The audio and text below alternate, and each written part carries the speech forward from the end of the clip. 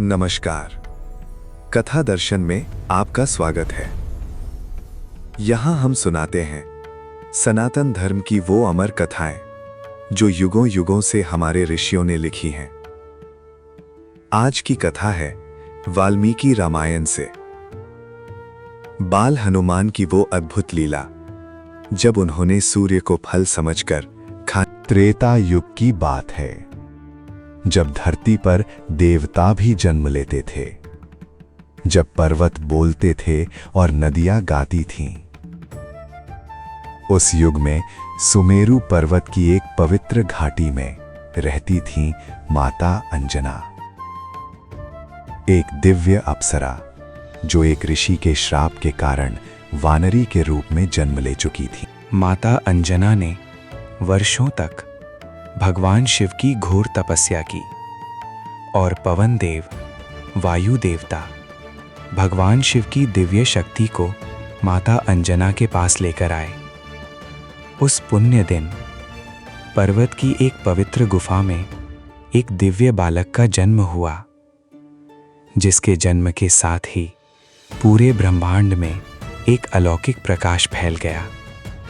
वो बालक था हनुमान, सूर्य के समान तेजस्वी, पवन के समान वेगवान और शिव के समान अजेय।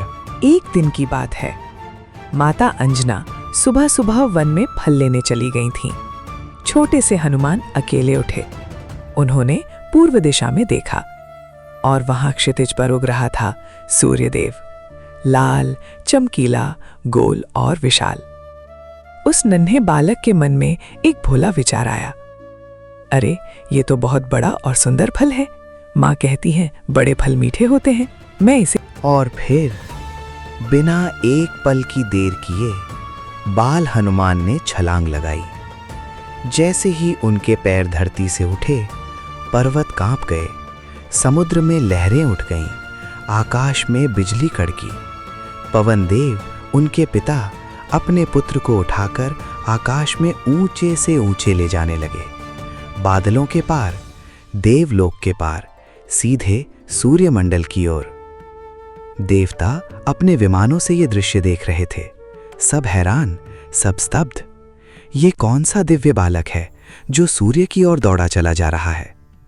और हनुमान जी, वो हंसते हुए जा रहे थे, निडर, निश्चिंत, आनंद। वो दिन था सूर्य ग्रहण का। राहु, वो छाया ग्रह, ब्रह्मांडीय नियम के अनुसार सूर्य को ग्रसने आ रहा था। लेकिन जैसे ही वो सूर्य के पास पहुंचा, उसने देखा एक जगमगाता हुआ बालक पहले से ही सूर्य की तरफ झपट रहा है।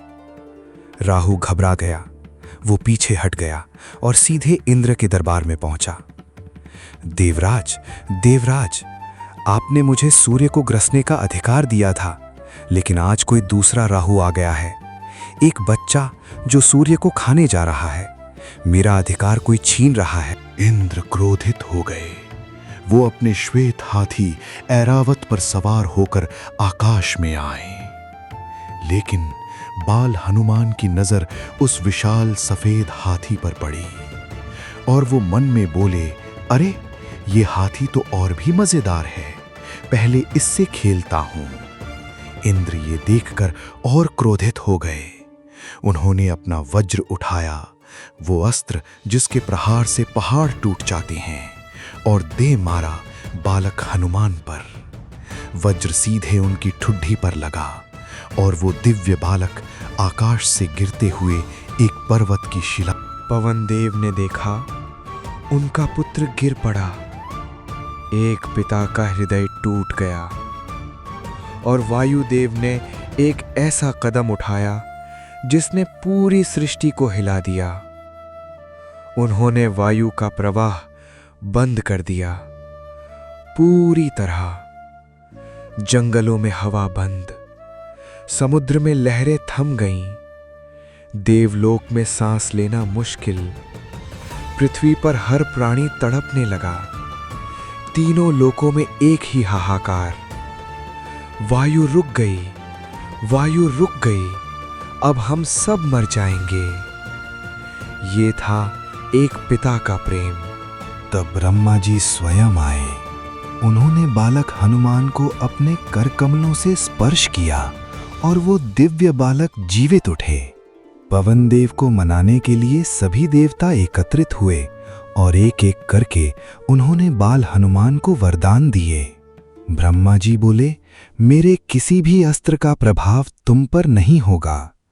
इंद्र ने कहा, तुम्हारा शरीर अब वज्र से भी कठोर होगा। अग्निदेव बोले, अग्नि तुम्हें कभी नहीं जला सकेगी। वरुण देव ने कहा, जल तुम्हें कभी नहीं डुबो सकेगा। यमराज बोले, तुम अमर हो। सूर्यदेव ने कहा, मैं तुम्हें अपना तेज देता हूं और अपना सारा ज्ञान भी। और पवन देव ने कहा, तुम मुझसे भी तेज दौड़ोगे और तुम्हारी शक्ति दोस्तों, जिस वज्र ने उनकी ठुड्डी तोड़ी, उसी के कारण उन्हें मिला एक अमर नाम, हनु अर्थात ठुड्डी, मान अर्थात जिसकी। हनुमान, जिनकी ठुड्डी टूटी थी, वो नाम जो आज भी करोड़ों भक्तों के होठों पर है।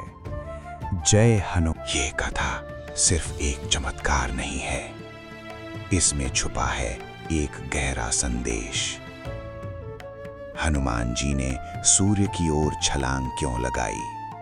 क्योंकि उनके मन में कोई भय नहीं था। जब हम भी ईश्वर के प्रति ऐसी ही बाल सुलभ श्रद्धा रखें, निर्भय होकर, निश्चिंत होकर, तो प्रभु हमें भी अपना आशीर्वाद देते हैं। जहां राम है वहां हनुमान है, और जहां हनुमान है वहां कोई भय नहीं। कथा दर्शन पर आते रहिए ऐसी ही पावन कथाओं के